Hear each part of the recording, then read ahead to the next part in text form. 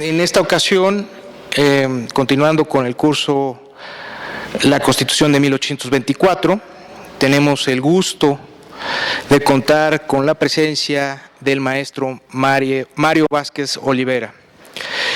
El maestro Vázquez es licenciado en Historia, maestro y candidato a doctor en Estudios Latinoamericanos por la UNAM.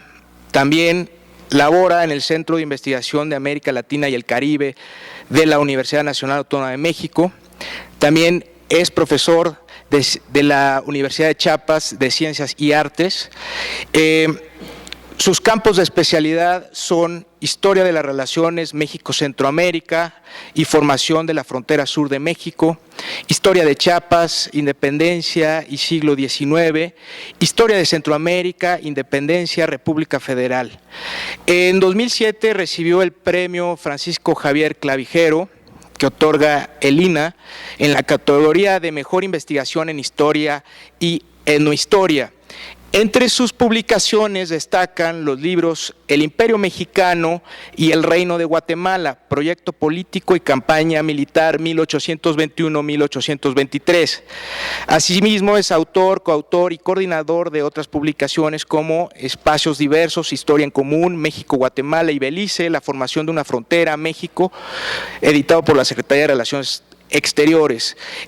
También En Busca de la Nación Soberana, Relaciones Internacionales de México, siglos XIX y XX, Integración Latinoamericana, Organismos y Acuerdos de 1948-2008. Por eso y otras cosas más, en nombre de la doctora Patricia Galeana, directora general de este instituto, le damos la más cordial bienvenida. Por favor, maestro. Muchas gracias.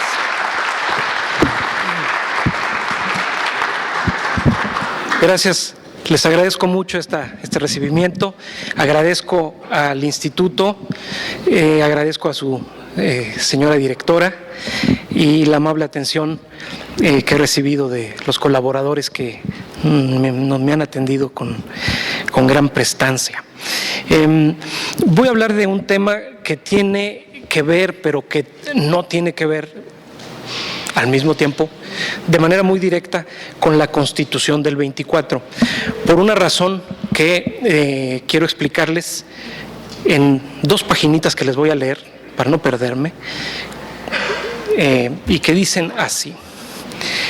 En el establecimiento de la Federación Mexicana, el caso de Chiapas constituyó sin duda un expediente singular, muy diferente al de las otras provincias que tomaron parte en la fundación de la República. Hasta 1821, Chiapas había sido una provincia del Reino de Guatemala. Su incorporación al Imperio Mexicano fue consecuencia del desmembramiento que sufrió aquella entidad en la coyuntura de la independencia. En abril de 1823, tras la caída de Iturbide, las autoridades chiapanecas proclamaron la libertad de la provincia y reclamaron el derecho a decidir por sí mismas mantener la unión a México o bien sumarse a la naciente República Centroamericana. Y como tal disyuntiva no se resolvió sino hasta septiembre de 1824, Chiapas gozó casi año y medio de plena autonomía. Debido a ello, los chiapanecos no participaron en los debates en torno a la organización de la República que tuvieron lugar dentro y fuera del Congreso mexicano durante aquellos meses decisivos. De hecho, cuando finalmente acordaron unirse a la Federación Mexicana, ya la representación nacional había estipulado los fundamentos políticos del nuevo régimen. En otro sentido, sin embargo, el tema de Chiapas atrajo poderosamente el interés de los dirigentes mexicanos. La prensa de la capital lo reseñó extensamente y asimismo fue motivo de importantes discusiones y determinaciones del Poder Ejecutivo y del Congreso Constituyente. El que la cuestión chiapaneca diera lugar a serias diferencias con el gobierno centroamericano no solo le confirió publicidad e importancia como materia de alta política, sino que también determinó otro de sus rasgos excepcionales, el hecho de que los conflictos internos de aquella provincia remota cobraran de pronto relevancia geopolítica y se vieran insertos en una inesperada controversia territorial entre nuestro país y la República Centroamericana, disputa que en 1825 estuvo a punto de desembocar en una guerra por la posesión del Soconusco. Valga esta apretada relación para ejemplificar la dificultad que entraña precisar el papel de Chiapas y de los chiapanecos en el establecimiento y puesta en marcha del sistema federal mexicano. Es un hecho, sin embargo, que desde agosto de 1821 el devenir político de Chiapas estuvo estrechamente articulado a la dinámica mexicana. Primero, el triunfo de Iturbide facilitó la ruptura de las autoridades chiapanecas con el gobierno de Guatemala e hizo posible el establecimiento de un gobierno local con alto grado de autonomía. Posteriormente, ese largo periodo de autogobierno, vacilaciones y conflictos internos por el que atravesó la provincia entre el año 23 y el año 24, no solo fue consecuencia, sino de hecho parte misma de aquella rebelión de las provincias que marcó el fin del imperio y condujo al establecimiento de la República Federal. Y finalmente, tanto la unión de Chiapas a la República Mexicana como la consiguiente reorganización del Estado, según los principios constitutivos de la Federación Mexicana, al igual que ciertos aspectos peculiares de su interacción con el gobierno federal a partir de entonces, fueron resultado de los pactos establecidos entre la dirigencia chiapaneca y el naciente Estado mexicano en aquel momento decisivo de fundación de la República. El desenlace de dicha coyuntura constituyó un parteaguas fundamental en la historia de Chiapas y a la vez determinó aspectos de suma importancia para el Estado mexicano, como la propia adquisición del territorio chiapaneco y la subsecuente configuración de nuestra frontera meridional. Me parece importante subrayar este aspecto. En muchas ocasiones, ustedes a lo largo de su vida habrán leído en libros de texto, habrán escuchado en programas de historia, qué sé yo, rara vez se menciona el tema de la unión de Chiapas a México como uno de los aspectos importantes en la configuración territorial del país.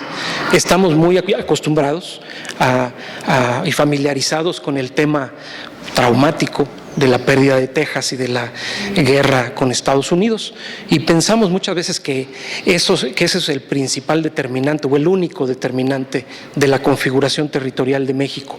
Aquí vamos a tratar de un aspecto diferente, de cómo en el lado del sur, en México, la integración territorial de México tuvo lugar desde muy temprano, apenas proclamada la independencia, básicamente con la unión de Chiapas a la República, y eso pues ha sido también de gran importancia, es decir, tanto lo que se pierde como lo que se gana, podríamos decir de algún modo, pues resulta importante tenerlo en consideración.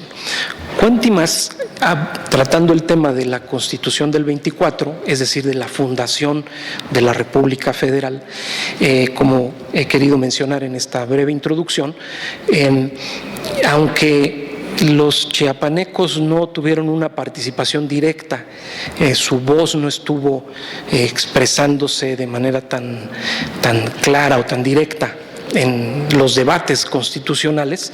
Sin embargo, el caso de la unión de Chiapas a México, lo que estaba sucediendo allá y lo que importó la cuestión de Chiapas para los fundadores de la República que estaban debatiendo aquí en el Congreso, sí tuvo relevancia, y vamos a hablar un poquito de eso.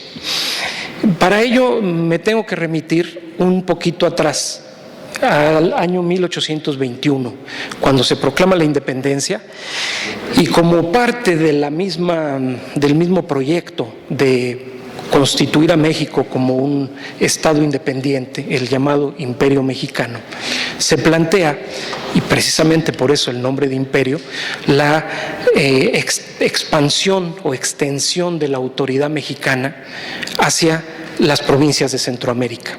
Las provincias centroamericanas formaban una entidad separada del virreinato. No voy a entrar en detalles, pero la cuestión es que se trataba de una entidad diversa, que se entendía directamente con la autoridad metropolitana.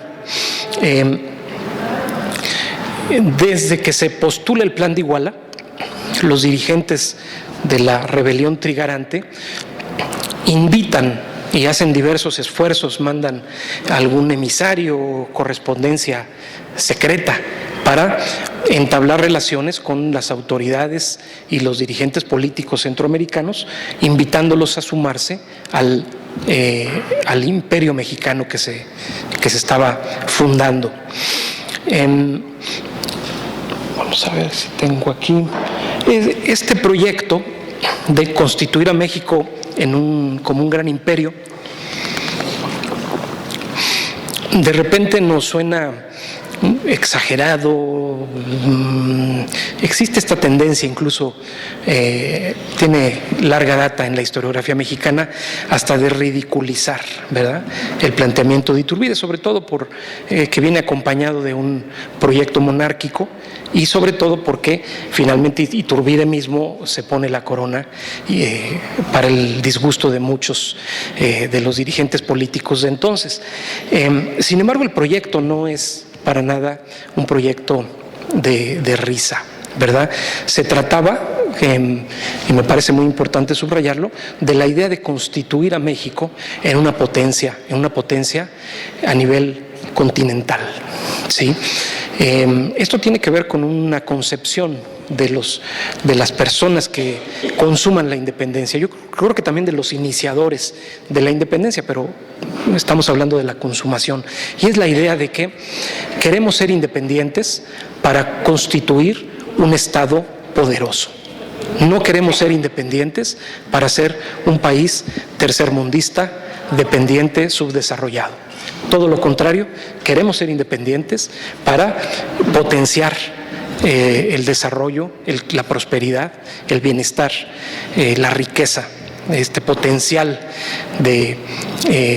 político, económico, que sabían muy bien los dirigentes de ese tiempo que tenía el país. ¿Hacia dónde puede expandirse México? El virreinato ya era de por sí sumamente grande. Bueno, en el proyecto de Iturbide hay un planteamiento muy, muy claro de incorporar a este naciente imperio las provincias centroamericanas, es decir, lo que actualmente son Guatemala, El Salvador, Honduras, Nicaragua y Costa Rica. Chiapas, desde luego. También se giró una invitación semejante, o sea, era la intención de incorporar al imperio a Cuba y Puerto Rico, y aunque nos suene medio raro, se hizo lo mismo con relación a las Filipinas, ¿verdad? Se les giró invitación para que se sumaran al imperio. Esta idea no era, tampoco es que fuera una loquera, a veces repito, se dice así, de Iturbide.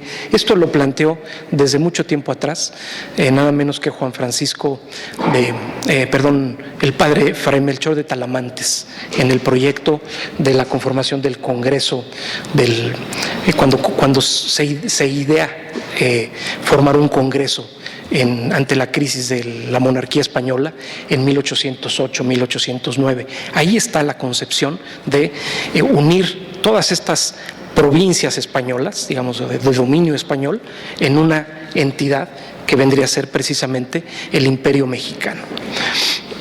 En el caso específico de Centroamérica, no voy a entrar en el gran detalle, es complicado y nos sacaría mucho del tema, pero la idea fundamental es que hay una invitación acompañada de un tono un poquito de ¿por qué no se unen a nosotros? Y bueno, les conviene mucho unirse a nosotros. Oigan, ya lo pensaron bien, únanse a nosotros. Oigan, es que si no se unen a nosotros, pues para nosotros es muy importante que se unan a nosotros, y los que se quieran unir van a contar con todo nuestro apoyo, y los que no se quieran unir, pues van a ver, ¿no? Y al rato ya va directamente bueno, ¿saben qué? Por si acaso, pues ya va de camino una tropa hacia aquellas regiones. Bueno, es decir, hay una mezcla de buena onda, ¿sí?, con un elemento también coercitivo. Ojo, no significa esto de ninguna manera que haya un atropello, ¿sí? Simplemente es esta cosa de decir, es una necesidad importante que el Estado mexicano naciente tiene que cubrir ese flanco del sur. Es una es un aspecto de interés para el Estado mexicano que desde entonces al día de hoy gravita en nuestra política exterior. Bueno, la reacción de los dirigentes centroamericanos va a ser, en este caso, yo digo por ahí como que, iba a decir confusa, pero no suena un poco feo. Motivó diferentes reacciones contrapuestas. Algunos centroamericanos aceptaron con entusiasmo. Otros vieron esto con recelo. Otros más se opusieron abiertamente a este plan. Cabe mencionar que en Centroamérica no hubo movimiento de independencia, no había habido la experiencia de México de una guerra, y de hecho Centroamérica, el Reino de Guatemala, era una provincia leal, digamos, a España. Las distintas opiniones a favor o en contra de aceptar el plan de Iturbide se complicaron extremadamente en la medida en que algunas provincias aprovecharon la invitación de Iturbide para sumarse al imperio mexicano y desconocer al gobierno guatemalteco con el que traían pleito de tiempo atrás.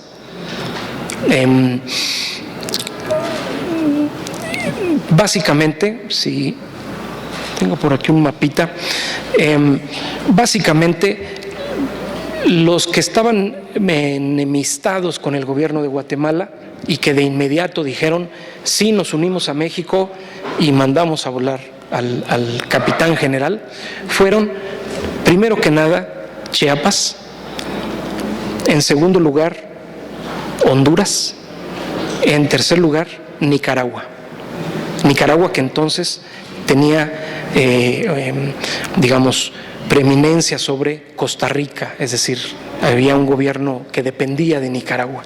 Entonces, estas autoridades provinciales se suman entusiastamente al imperio mexicano, desconocen a sus autoridades de la capitanía, y con eso se genera una paradoja que nunca se resolvió en todo el periodo que estuvieron unidos a México estas provincias, que fue el planteamiento el Plan de Iguala. Como ustedes recordarán, es un planteamiento de transición a la independencia de la vía, buscando por todos los medios una negociación, un acuerdo entre distintos sectores hasta entonces enfrentados, y postulando la necesidad de que este tránsito fuera lo más pacífico posible. Y lo paradójico en el caso centroamericano es que en un lugar donde no había habido guerra como en la Nueva España, las desavenencias estallaron justamente con la consumación de la independencia a partir de la posibilidad de unirse al imperio mexicano. Estas tres provincias se separan del Reino de Guatemala. En la capital guatemalteca se forma un gobierno provisional que proclama su independencia, y que sin embargo entra en conflicto desde luego con estas provincias rebeldes. Estas provincias rebeldes cuentan con el apoyo de México, y por eso Iturbide manda esas tropas, y entonces ahí está a punto de estallar una guerra, y de hecho estalla un poquito más adelante una guerra civil. Finalmente, a principios de 1822, las autoridades guatemaltecas deciden unirse también al imperio mexicano, de modo que nominalmente todas las provincias centroamericanas forman parte del imperio a partir de enero de 1822.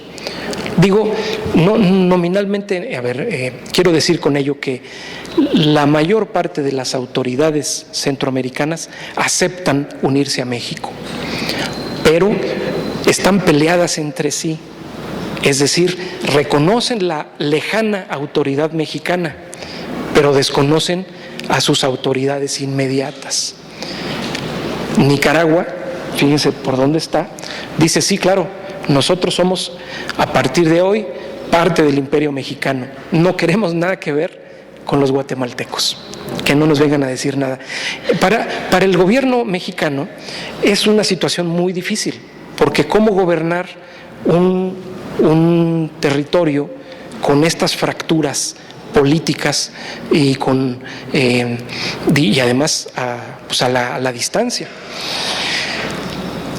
Iturbide manda un contingente militar a cuya cabeza figura el general Vicente Filisola, que muestra un talento bastante desarrollado para atender esta situación y sin embargo no termina nunca de pacificar la región. El conflicto, a pesar de que las autoridades se pronuncian por unirse a México, el conflicto subsiste básicamente con la provincia de San Salvador,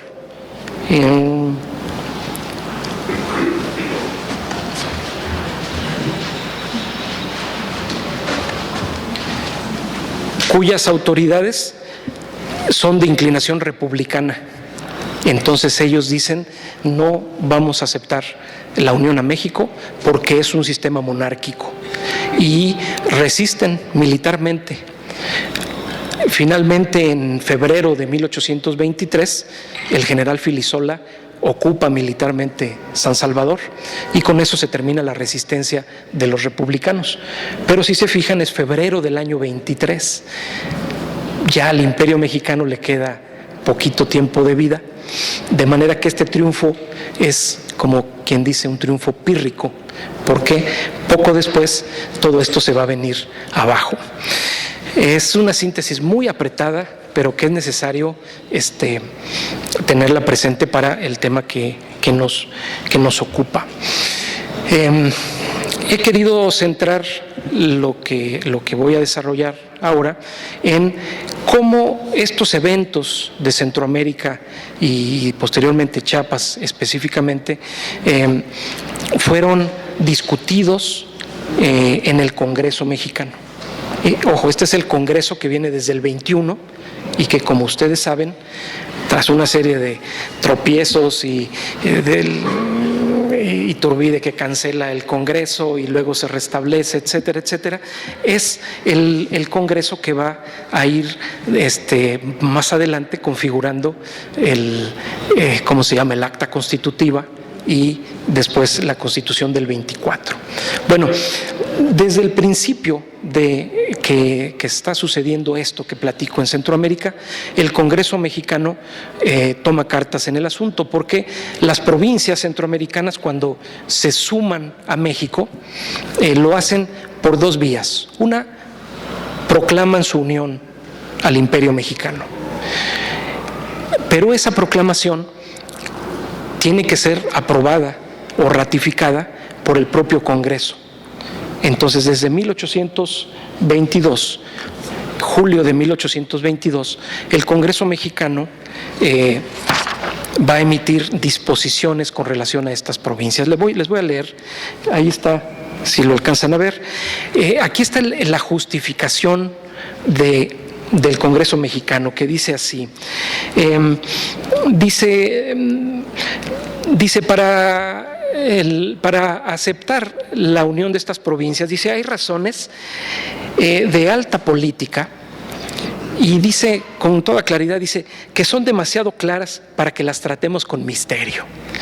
Y viene esta frase: conviene al Imperio Mexicano dilatar su extensión hasta el último de Panamá, para de este modo poner sus fronteras a cubierto del cálculo siempre activo de la ambición extranjera y poseer al mismo tiempo todo el litoral de ambos mares, oriental y occidental, muchas gracias, con los territorios feraces, puertos, ríos y ensenadas que se contienen en esta vasta extensión.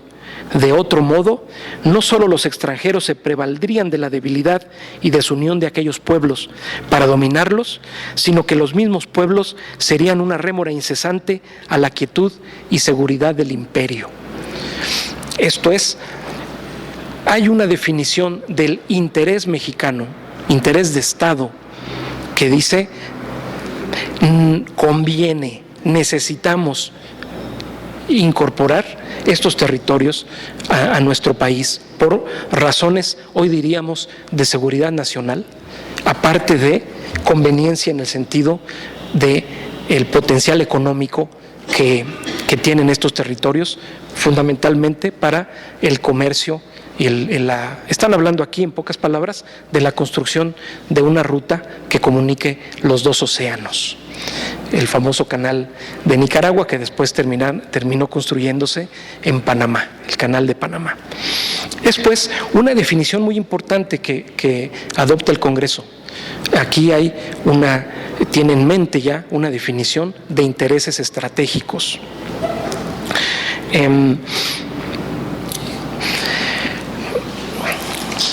¿Qué pasó con la unión de estas provincias?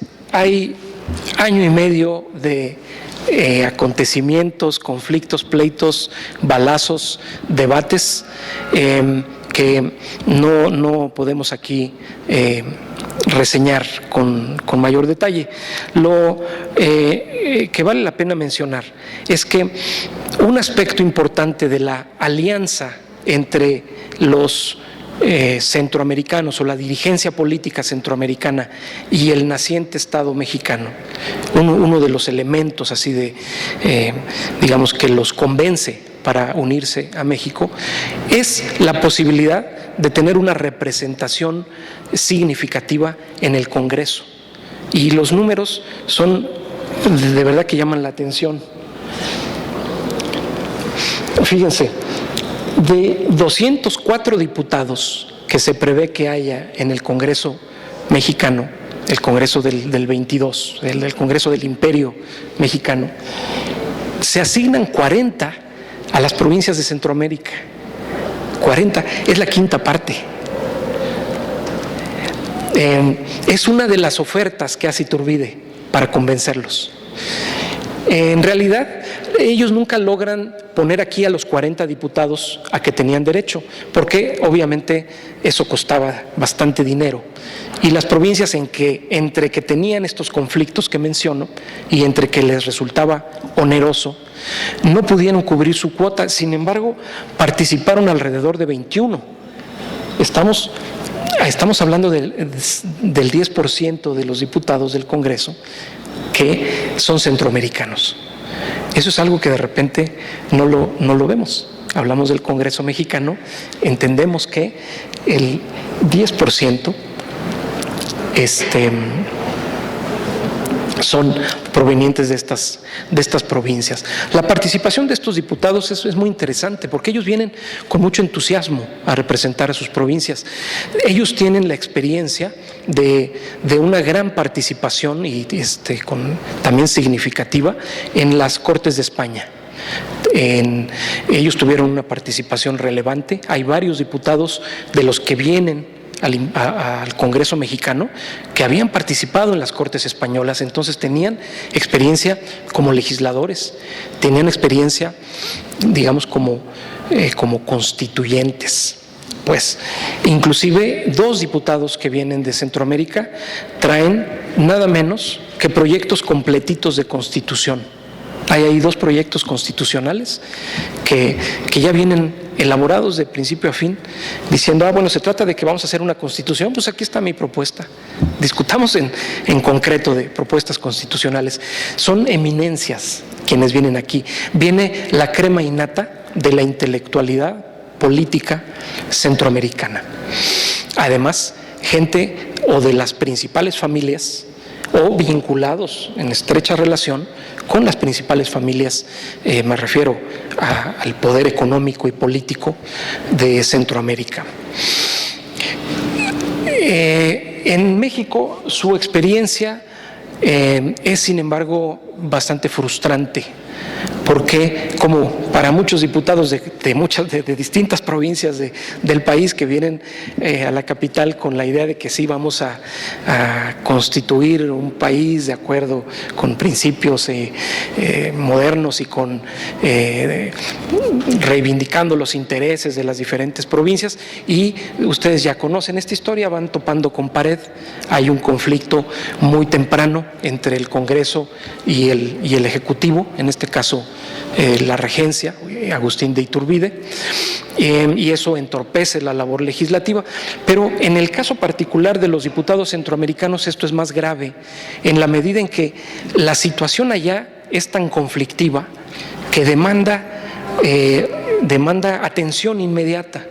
Y sin embargo, en el Congreso se presta poca atención a los asuntos de Centroamérica, entre otras cosas porque en México no se tiene conocimiento de la región, no se sabe qué pasa, no se comprende.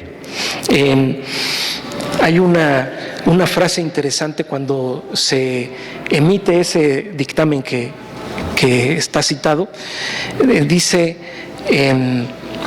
las actas del Congreso, dicen: este día se presentó el asunto más nuevo y complicado que hemos tenido frente a nosotros, y era ese, el caso de las provincias centroamericanas.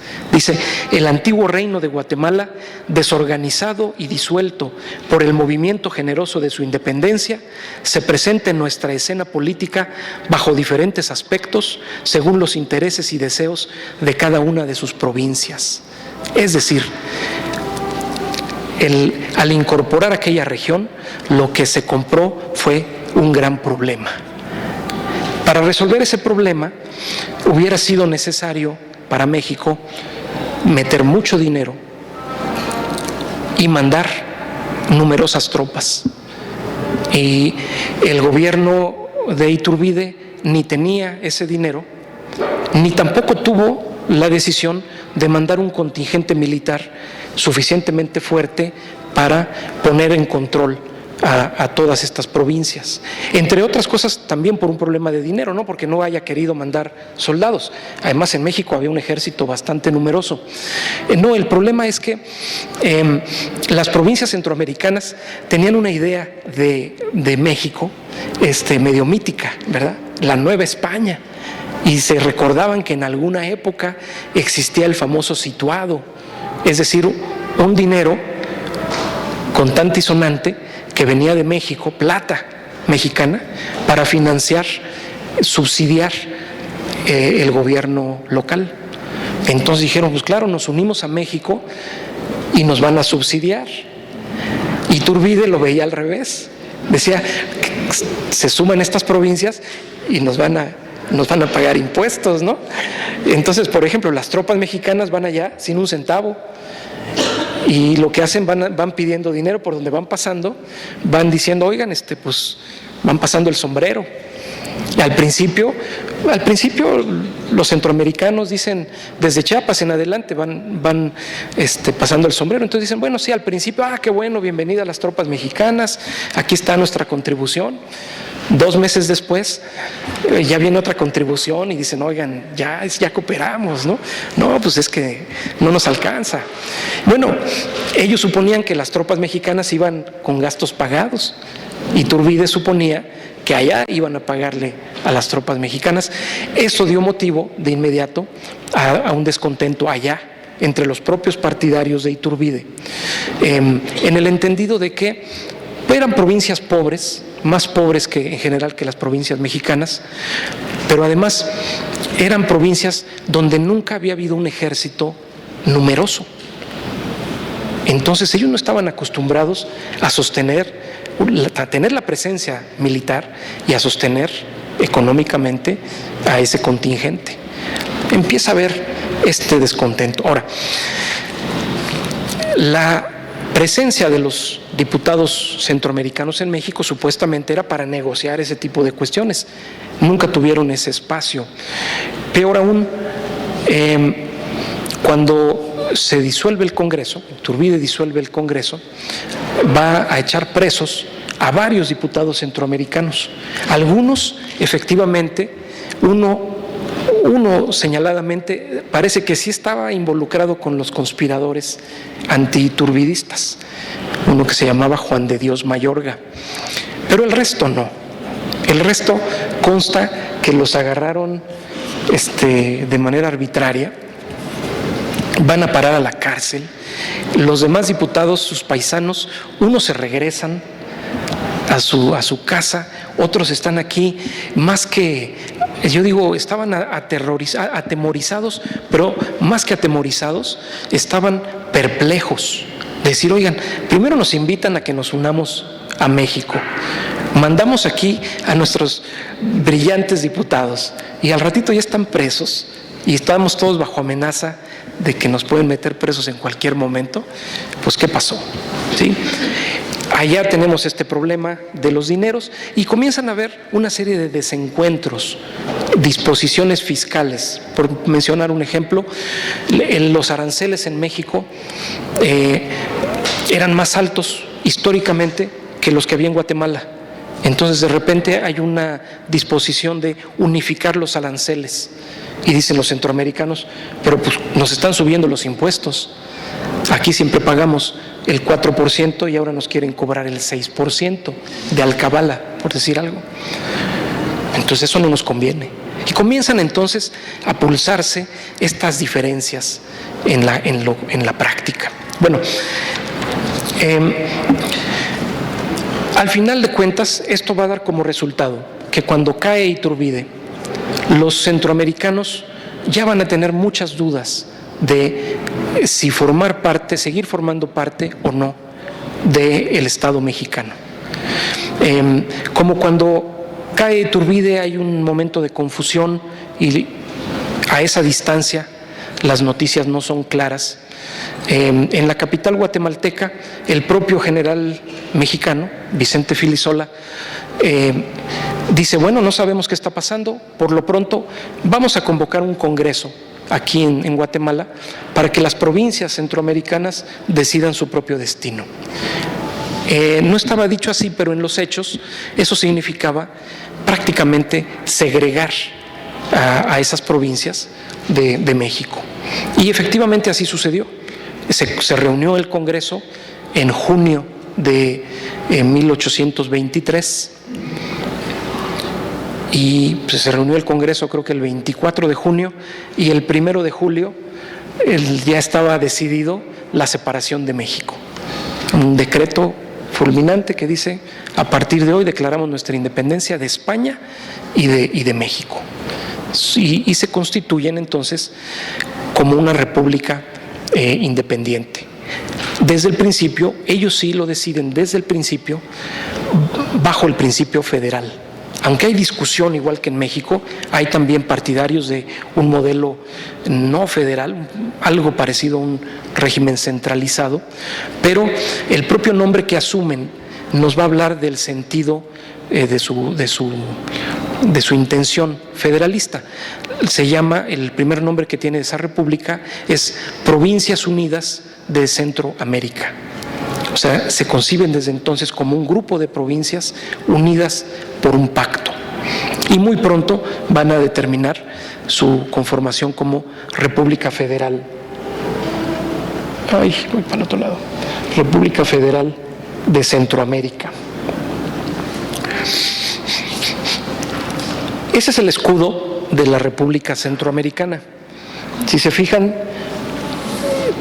son 5 volcanes los que están allí representados. Sin embargo, históricamente, las provincias centroamericanas eran 6, porque Chiapas estaba incluida. ¿Qué sucedió? Los chiapanecos, cuando cae Iturbide, entran en un estado de shock. Sí, los chiapanecos, la verdad, mis queridos paisanos, eran bien iturbidistas. Sí, bien iturbidistas. Eran a ellos Iturbide los había seducido, como a muchos otros paisanos mexicanos, pero además el gobierno de Iturbide los había favorecido porque les había permitido separarse de Guatemala, con quien tenían bronca, y además Iturbide había sido inteligente. En el caso de Chiapas les permitió poner, por ejemplo, destituir al intendente y elegir ellos mismos entre uno de los, digamos, de los prominentes chiapanecos a su propio gobernador, porque no en cualquier lugar era así de fácil, ¿no? De quitamos al que estaba y ponemos al que queremos. Por ejemplo, los impuestos que pagaban los chiapanecos que anteriormente iban a Guatemala, desde que se unen a México, dejan de mandar esos dineros a Guatemala, pero no los mandan a México. Hay un periodo en el que ese dinero se queda en la provincia. Entonces, ellos están agradecidos. Les fue bien con Iturbide. Cuando cae Iturbide no saben qué sucede. Entre que piden información, no sabemos qué pasa.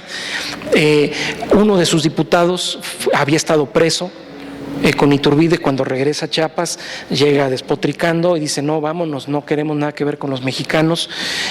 Otros, en cambio, dicen: no, sí, hay que seguir con México. Y lo que hay en Chiapas entonces es una división de opiniones. Por un lado está el Congreso Centroamericano, que los invita y les dice: oigan, chiapanecos, hermanos chiapanecos, mándenos a sus diputados, porque ustedes siempre fueron parte del Reino de Guatemala. Y del lado mexicano está también la idea de que, bueno, Chiapas ya se unió a México y bueno, tienen las puertas abiertas para seguir siendo parte de nuestro país. Entonces, en Chiapas se dividen las opiniones. Hay una reunión en abril de 1823.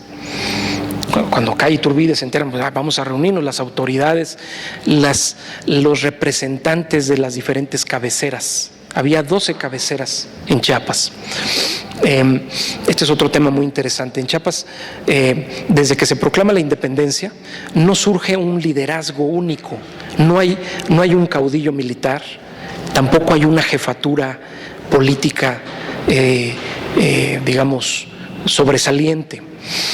Lo que hay es un acuerdo, un pacto entre los ayuntamientos de las principales poblaciones chiapanecas. Se ponen de acuerdo los distintos ayuntamientos y forman una especie de autogobierno. Eso desde el periodo de Iturbide es así. Cuando cae Iturbide se reúnen los representantes de estos distritos y dicen: bueno, ¿qué vamos a hacer? Y bueno, lo primero que dicen: ¿cómo está la cosa? ¿Qué sabes tú? ¿Qué sé yo? Bueno, pues vamos a votar de entrada. Y sucede algo curioso. Hay dos representantes que, por temas de distancia, que viene desde Tapachula, imagínense, está re lejos,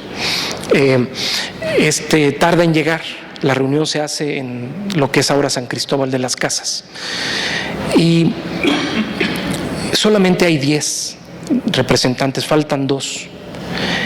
Y cuando votan, queda la votación empatada, 5 y 5. 5 por unirse al Congreso Centroamericano, 5 por seguir unidos a México.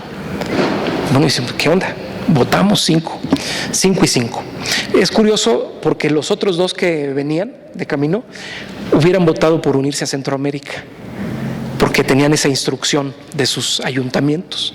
Si hubieran llegado a tiempo, no estaríamos ni hablando de este tema, quizá. ¿Sí?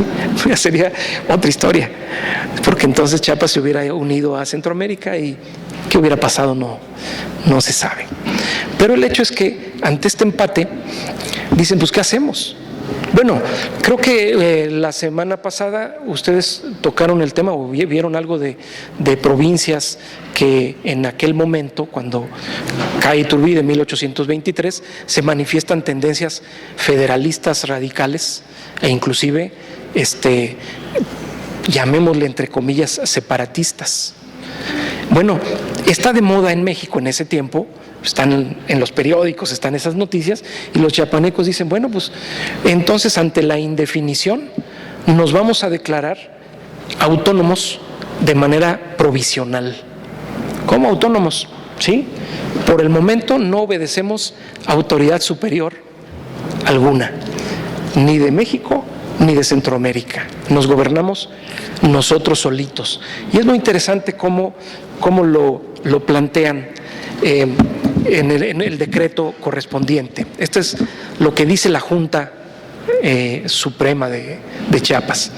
Dice así: si en 300 años de dominación española que corrió subordinada a Guatemala, Chiapas no experimentó, por desgracia, ningunos aumentos o progresos en los ramos principales de su riqueza territorial, y puede producírselas acaso la unión a México o federación con las provincias limítrofes de Oaxaca, Tabasco y Yucatán, dicta la política dejarla en actitud de mejorar de condición y procurar un resultado feliz.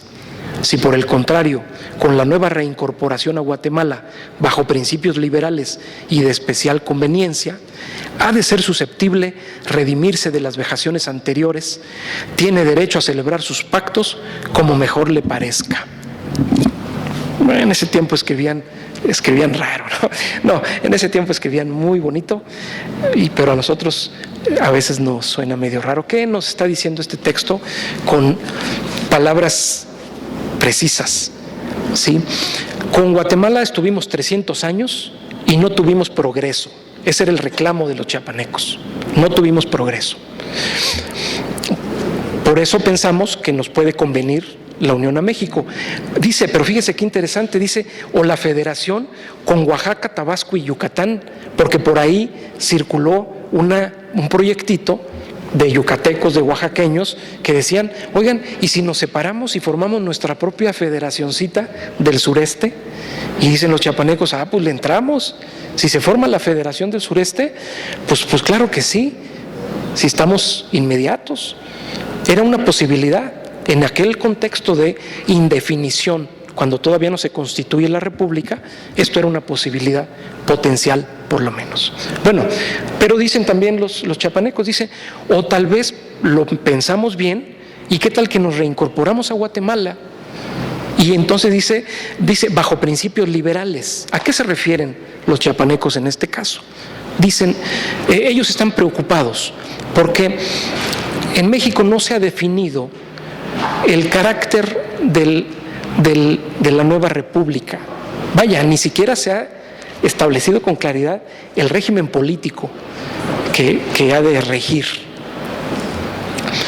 En cambio, en Centroamérica ya está planteado que se va a tratar de una república federal.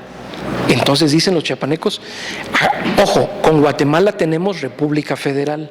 Si en México se establece un gobierno centralista o se restituye el imperio, a lo mejor no nos conviene, y nos conviene mejor irnos a donde la soberanía del Estado, de la provincia, sea respetada. Por eso están hablando de este posible pacto con otras provincias del sureste. Bueno, esta situación, para hacer el cuento corto, se va a prolongar hasta 1824, septiembre del 24. Es decir, más de un año, Chiapas permaneció en autonomía. Y obviamente esta situación motivó la preocupación y la atención del Ejecutivo mexicano y del Congreso. Es por esta situación que yo les mencionaba que los chiapanecos no tuvieron esta presencia directa en los debates constitucionales. Volvamos al Congreso y qué está pasando en el Congreso mexicano.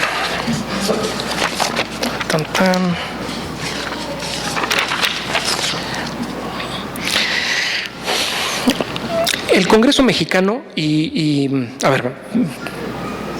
mejor empezamos por el Ejecutivo. El Ejecutivo mexicano, cuando se reorganiza y fundamentalmente cuando se integra Lucas Alamán al Ministerio de Relaciones Interiores y Exteriores, va a empezar medio a reorganizar las cosas. Acuérdense que tienen enfrente el conflicto enorme de las provincias disidentes, Oaxaca, Jalisco, sobre todo. Pero a Lucas Alamán le preocupa mucho el caso centroamericano. En la opinión de Lucas Alamán, es una lástima que se haya perdido Centroamérica. Dice, ni modo, ya nos fregamos. Bueno, ya no hay nada que hacer. Pero todavía podemos conservar Chiapas, porque hay una indefinición y hay ahí partidarios de la Unión a México. Alamán y otros políticos destacados del momento van a manifestar con mucha claridad interés en que México conserve la posesión de Chiapas. Les interesa mucho. Mucho es mucho, por diversos motivos. Tengo por aquí un mapita. Sí. Les interesa mucho por consideraciones específicas que voy a citar un poquito adelante, pero que tienen que ver con distintos órdenes de cosas. Una situación muy importante es que Chiapas, por su posición en la esquinita, digamos, del sur, resultaría fundamental en términos de que tenemos a Yucatán, que es una de estas provincias que amagan con zafarse, y tenemos a Oaxaca, que también es un bastión de disidencia.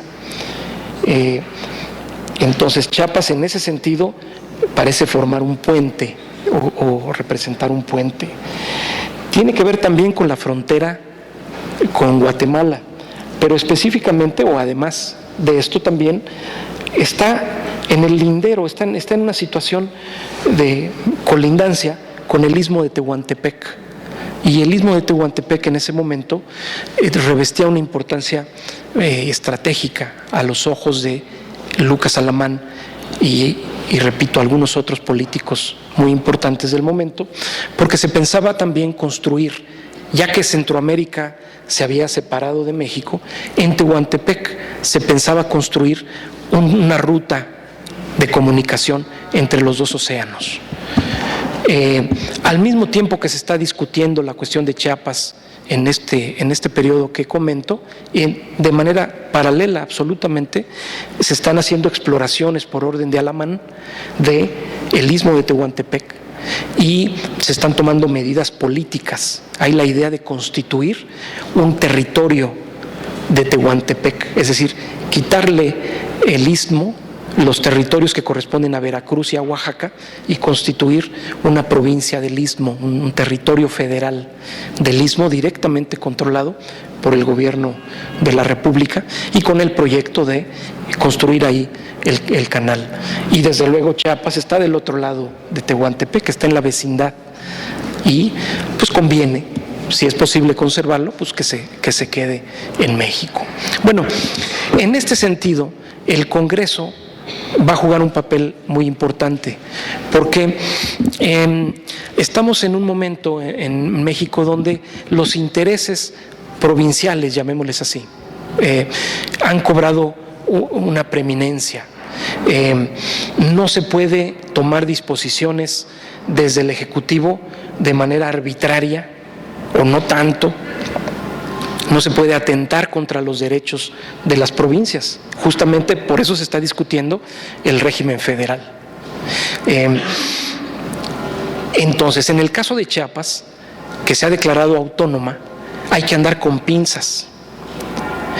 Y eso lo comprendieron un poquito tarde. La primera reacción de Alamán, cuando los chiapanecos proclaman su autonomía, fue ordenarle al general Filisola, que viene de regreso de Guatemala con sus tropas, les dice, no, ¿sabe qué? A esos de la llamada Junta de Chiapas, destitúyalos y reponga al gobernador que teníamos ahí, uno que esté a favor de nosotros. Y pasa Filisola, y quita la Junta, pone a un gobernador leal a México, y eso causa una gran molestia entre los chiapanecos. Nada más en cuanto se va Filisola, los chiapanecos se sublevan en armas, destituyen al gobernador y nombran nuevamente a su junta y dicen, no, aquí los derechos de la provincia no vamos a tolerar que se pisoteen. Entonces aquí el Congreso es fundamental, porque el Congreso es precisamente el espacio donde está representada la voz de las provincias y los consensos que se tejen, llamémosle los consensos nacionales. El caso de Chiapas lo va a estar siguiendo el Congreso mexicano paso a paso. Además, se va a convertir en un tema relevante de opinión pública. Creo yo, en buena medida, inspirado o colocado en la atención pública por el propio gobierno, por el propio Alamán.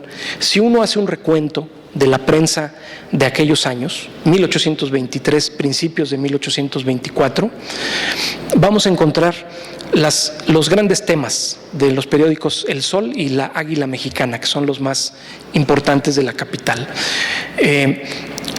Lo más importante son las discusiones del Congreso. Están en primera plana, por decirlo así. Siguiente noticia en frecuencia, es decir, número de veces que se habla del tema en ese tiempo, es Chiapas y Centroamérica. Uno pensaría que es la situación con España, uno pensaría que es lo de Jalisco, uno pensaría, no. El número de veces que se toca el tema es Esto nos habla de la importancia que se le está dando al asunto. Bueno, el Congreso va a tomar determinaciones importantes. Fíjense, creo que lo tengo aquí. No, aquí. 1 de julio de 1823. Fíjense, mientras en Guatemala se está proclamando la independencia y la formación de la República Federal, el Congreso mexicano hace una escueta declaración que dice: nos enteramos de que se ha convocado un Congreso y se dispondrá que las tropas mexicanas se retiren. Todavía a estas alturas hay diputados centroamericanos en el Congreso de México, algunos con una presencia significativa. Uno de ellos es uno de los intelectuales más importantes de Centroamérica, llamado José Cecilio del Valle, que llegó a ser, fue el último ministro de Relaciones con Iturbide. Otro es Juan de Dios Mayorga, un republicano anti-iturbidista, pero que aquí hacen causa común.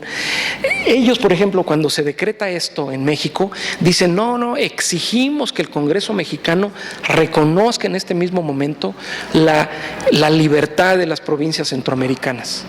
El Congreso mexicano dice: no, a esto no nos comprometemos. El 18 de octubre,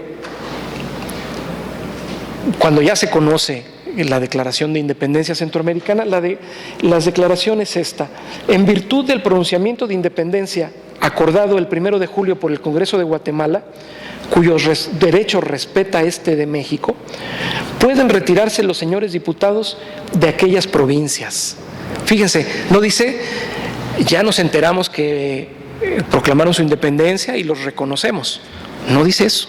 Dice: ya nos enteramos que se declararon independientes, entonces los diputados que son de allá, ¿sí? Váyanse, están haciendo mucho ruido aquí en el Congreso. Obviamente, imagínense, se estaban enchiladísimos los centroamericanos porque decían: exigimos que nos reconozcan inmediatamente. No.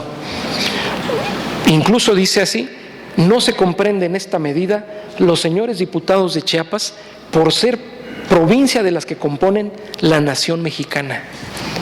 Es decir, hay una determinación del Congreso donde dice que Chiapas sigue siendo parte de la nación mexicana, aunque los propios chiapanecos no lo habían decidido, estaban precisamente en este impasse, estaban en duda su pertenencia o no a la naciente república. Sí, pero desde el Congreso ya hay una intención y una determinación.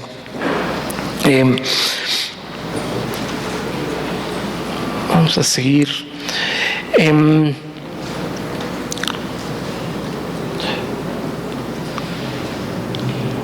Hay una discusión muy grande cuando se discute este punto en el Congreso.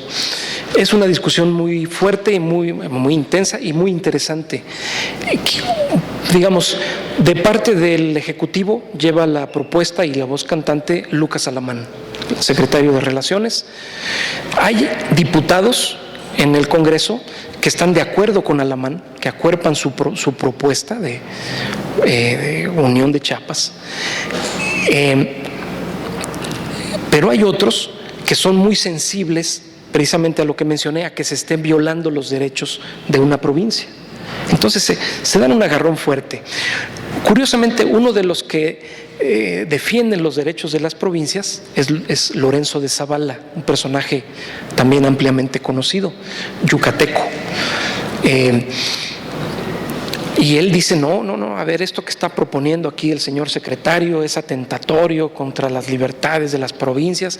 Pues primero les dijimos que todo el mundo aquí puede decidir lo que quiera, y ahora que los chapanecos están en duda, los queremos obligar a ver qué.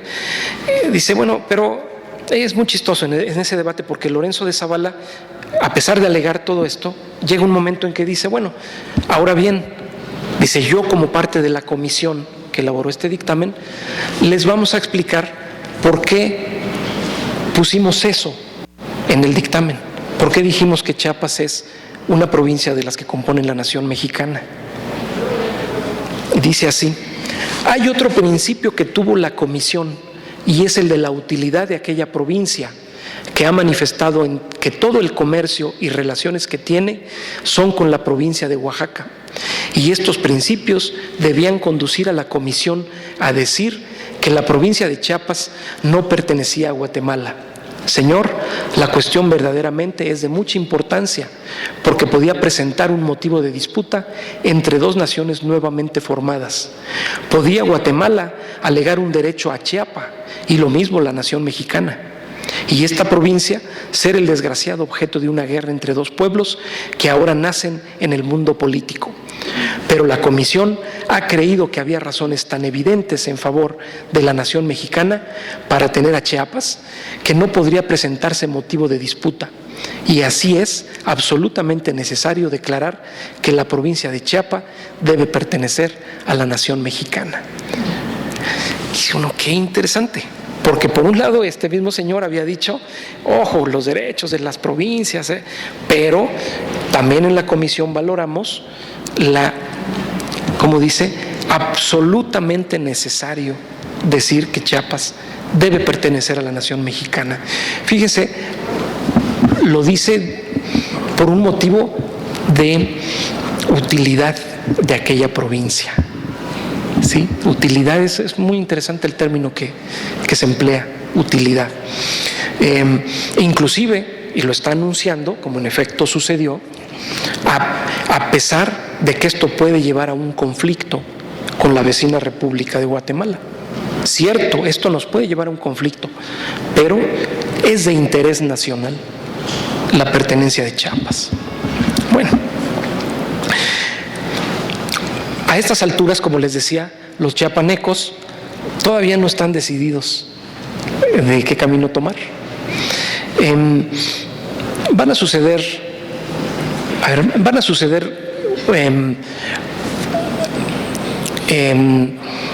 acontecimientos en Chiapas que tienen que ver con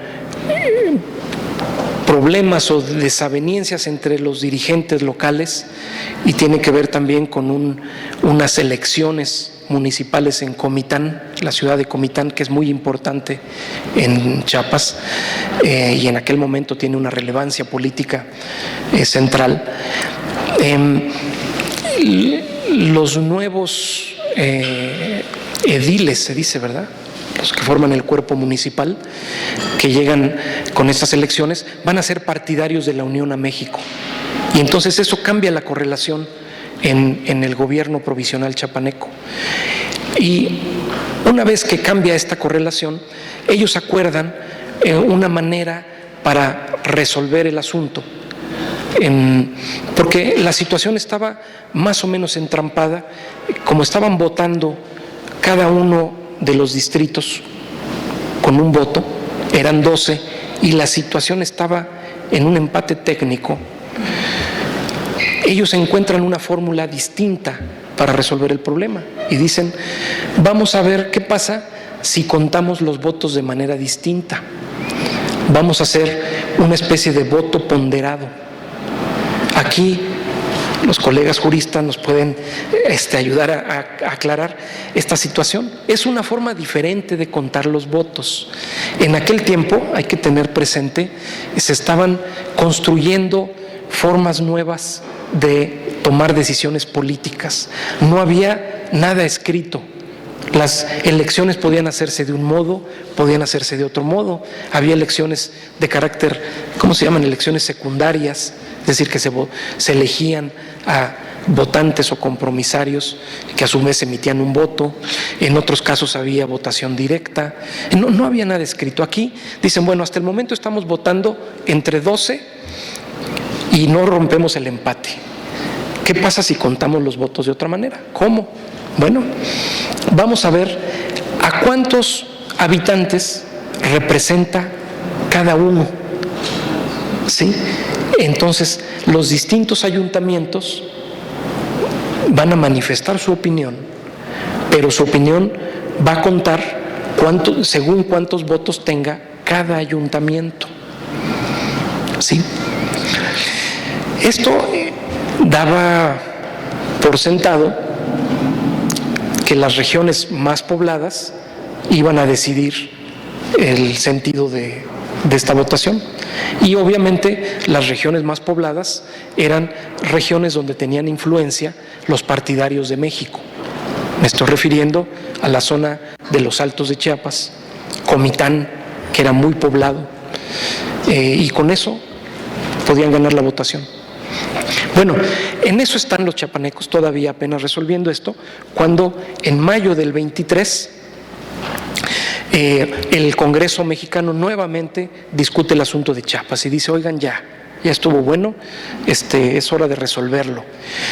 Dice así, en mayo el Congreso mexicano discutió nuevamente el caso chiapaneco. La opinión de los legisladores se dividió entre quienes, como Zavala y Carlos María de Bustamante, demandaban declarar terminantemente que Chiapas era parte de la República Mexicana, como anteriormente ya lo había manifestado, y en consecuencia debía ordenarse una nueva intervención militar. Y había otros que consideraban justo que fueran los propios chiapanecos quienes se pronunciaran al respecto. Básicamente aquí quien defendió esta postura era Manuel Crescencio Rejón, también yucateco, ¿verdad? Si no me equivoco, que él se mantuvo muy firme de impedir cualquier tipo de intervención militar en este caso. Finalmente la mayoría se inclinó por lo segundo, pero se le impuso a la Junta Suprema de Chiapas un plazo de 3 meses para comunicar su decisión. O sea, diciéndole, sí, eres libre para tomar tu decisión, pero te doy 3 meses, y si no, te atienes a las consecuencias. Los centroamericanos reaccionaron ante esto como un agravio, diciendo, oigan, hay una amenaza de intervención militar y por lo tanto la decisión que tomen los chiapanecos no es una decisión libre. Y este fue el argumento del gobierno de Guatemala para deslegitimar la unión a México de la provincia chiapaneca. Los chiapanecos no lo tomaron así. Los chiapanecos dijeron, pues sí es cierto, ya nos tardamos mucho, es hora de resolver el asunto, y es cuando idean este mecanismo que les acabo de mencionar. Aquí hay una anotación que también es significativa con relación al Congreso. Si se fijan, ha pasado, perdónenmelo todo. Aquí me equivoqué, 1823, no es 23, es 24. Aquí hubo un error al hacer el PowerPoint. Es mayo de 1824, ¿sí? Es decir, un año después de que los chiapanecos han estado en autonomía, es que se produce esta determinación del Congreso mexicano. Y les decía, ha pasado un año también de que las provincias centroamericanas se han convertido en una república independiente y el gobierno mexicano no ha reconocido la independencia. Y los centroamericanos están mandando cartas diplomáticas y mandan un embajador y por favor, miren, reconozcan nuestra independencia, no sean así, ¿no? Es que ya tenemos un año y ustedes. Y Lucas Alamán, muy zorro, le está dando largas al asunto como una medida de presión diplomática, porque primero quiere que se resuelva el caso de Chiapas. Cuando la situación en Chiapas está prácticamente decidida, el 20 de agosto el Congreso reconoció de manera oficial la independencia centroamericana. ¿Sí? 20 de agosto, insisto, 1824. ¿Sale? Solamente entonces se reconoce, y obviamente los centroamericanos estaban enchiladísimos porque no les habían reconocido su independencia. El 14 de septiembre, finalmente, la Junta Chiapaneca proclamó la agregación a México. Obviamente, en cuanto la noticia llegó a la capital mexicana, de inmediato se aceptó, se aprobó esta incorporación, y a partir de entonces sí, digamos que Chiapas ya figura de manera, ¿cómo podemos decir?, con pleno derecho dentro de la Federación Mexicana. Es el estado número 19 de la Federación. Ya casi termino, nada más como una mención. Es interesante, en todas estas discusiones, incluso en lo que tiene que ver con discusiones constitucionales, Chiapas está representado. Fíjense, no es que no haya estado representado. Está representado por algunos diputados que fueron nombrados desde la primera vez que se eligieron diputados para el Congreso mexicano. No fueron nombrados estos 7, pero los únicos que quedan ya para entonces van a ser Manuel Mier y Terán y un sacerdote de nombre Bonifacio Fernández.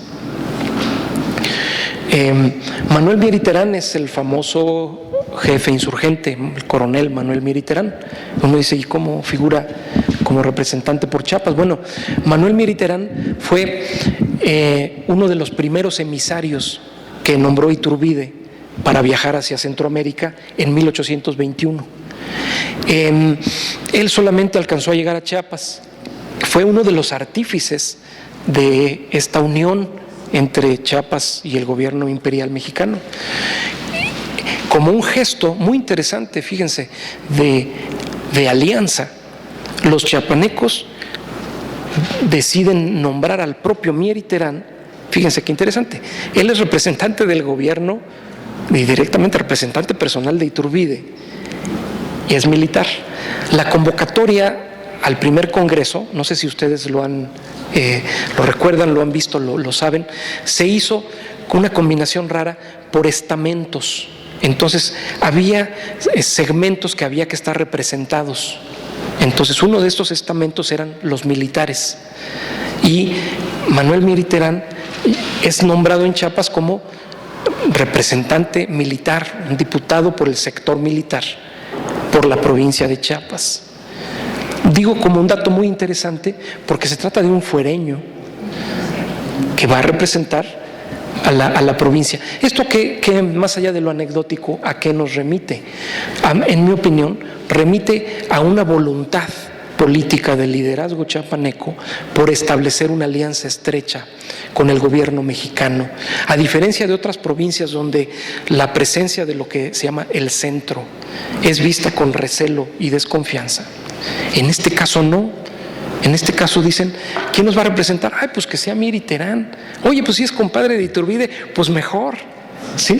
Mejor, pues qué mejor que nuestro diputado esté bien parado con el Poder Ejecutivo. Bueno, el que queda ahí es Mier y Terán, y el otro es Bonifacio Fernández, y obviamente los dos fueron impulsores muy importantes de la unión de Chiapas a México. Para las alturas que comento, 1824, Manuel Mier y Terán ya había sido nombrado secretario de guerra, y en esa calidad también todos aquellos movimientos militares que en un momento dado se hacen con relación a Chiapas, pues ahí va a estar presente Mier y Terán. Es decir, hay también esa otra conexión. Yo lo dejo aquí para darle curso a sus preguntas y poder desahogar dudas y formular algunas conclusiones a partir de lo que ustedes me comenten.